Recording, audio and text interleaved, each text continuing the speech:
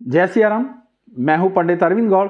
स्वागत करता हूं आपका अपने YouTube चैनल ज्योतिष विद अरविंद गौड़ में। और हमारी आज की चर्चा का विषय है शनि के गोचर का एक खास प्रभाव। वो कई तरीके का प्रभाव देता है, जैसे साढ़े साती शनि, ढैया शनि, कंटक शनि। इसी तरीके से एक और उसके प्रभाव है जिसका नाम है शनि की पनौती। पनौती नाम से ही जाहिर है कि एक बुरी बात हो रही है, एक बुरी स्थिति हो रही है। तो इसके मुद्दे को समझने का आज प्रयास करना है कि इसका अर्थ क्या निकाला जाता है, ऐसा क्यों है। पहली बात बिल्कुल अच्छे से समझ लीजिए, कोई डाउट ना रहे। इसको लग्न से नहीं देखना है, इसको जन्म राशि से देखना है। जन्म राशि वो होती है जहां हमारा चंद्र लिखा होता है। तो आप चाहे इसे जन्म राशि कहें या चंद्र राशि, एक ही बात है।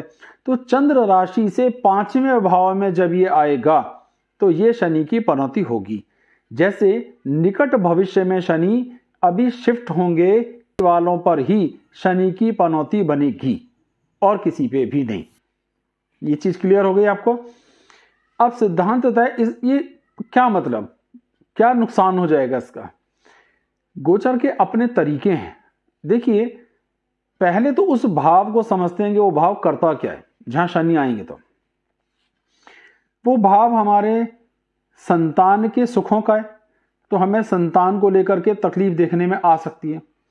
संतान का स्वास्थ्य, संतान का व्यवहार, संतान की पढ़ाई लिखाई, संतान की शादी, उम्र के साथ जैसे जैसे आपकी उम्र होगी उसी लिहाज से संतान की कुछ तकलीफें देखने में आ सकती हैं। दूसरा, वही आपकी अपनी एजुकेशन का भी है। तो आपकी पढ़ाई लिखाई, आपके अब छोटे हैं तो छोटे स्कूल की पढ़ाई लिखाई, कॉलेज में तो कॉलेज की, यूनिवर्सिटी में है तो यूनिवर्सिटी की, तो आपकी अपनी एजुकेशन भी डिस्टर्ब होगी। इसमें दो बातें हो जाती हैं। ये यश का भी है, हमें कितना सम्मान मिलना चाहिए, तो यश से संबंधित भी तनाव देखने में आते हैं। भावात भावम के हिसाब से देखें तो तीसरे भाव से तीसरा है, हमें हमारे कर्म करने की प्रेरणा देता है, उसमें दिक्कतें आएंगी। ये 9वें भाव से 9वां, तो धर्म को भी दिक्कतें देखने में आएंगी, पिता के साथ भी तालमेल में दिक्कतें देखने में आएंगी, थोड़ा बहुत स्वास्थ्य भी प्रभावित होगा। 5वां भाव हमारे पाचन तंत्र का भी है, जिससे सारा डाइजेशन, आप इसे लीवर या आंतें लगभग कह सकते हैं।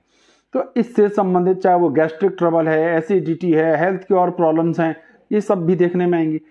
तो 5वें भाव में जब शनि होगा तो इन फील्ड्स पे आएगा। और सबसे अधिक बड़ा जो नुकसान देता है, यहाँ जहाँ वो इफेक्ट करता है, अभी नुकसान शब्द नहीं कहते, वो इफेक्ट आता है हमारी निर्णय लेने की क्षमता पर, हमारे एग्जीक्यूटिव डिसीजंस पर। वो उसे जबरदस्त तरीके से प्रभावित करता है, यानी हमें कंफ्यूज करता है, बहुत बार सोचने के लिए मजबूर करता है। इससे क्या नुकसान होता है कि जो काम जब होना चाहिए था वो हो ही नहीं पाता, और डिले और डिले और डिले होता रहता है। इसका नुकसान ये होता है कि या तो वो काम ही खराब हो जाता है या उसका रिजल्ट हम निकाल नहीं पाते उतना जितना हमें निकाल लेना चाहिए था। तो ये हो गई एक बात। समय के साथ जैसे जैसे शनि बदलेगा तो ये राशियां बदलती जाती हैं। अब एक सवाल उठता है कि क्या हर हालत में सबको, तो इसमें 2-3 बातों पे बड़ा ध्यान से सुनने की बात है। पहला कि जो आपकी अपनी जन्म कुंडली में शनि की स्थिति कैसी है। अगर आपकी अपनी जन्म कुंडली में शनि मेष राशि में है, कर्क राशि में है, सिंह राशि में है, वृश्चिक राशि में है, तो आपको अत्यधिक को प्रभाव देखने में आने चाहिए। ये शनि आपके लिए कुपित है। अगर वो मिथुन में है, कन्या में है, और तुला राशि में है, मकर में है और कुंभ में है, यानी एक में उच्च राशि का है, 2 में स्वग्रही है और 2 में वो मित्र समान, तो ये प्रभाव लगभग ना के बराबर आएंगे। कुछ भी फर्क ज्यादा नहीं आएगा, आएगा सबको आएगा पर ना के बराबर।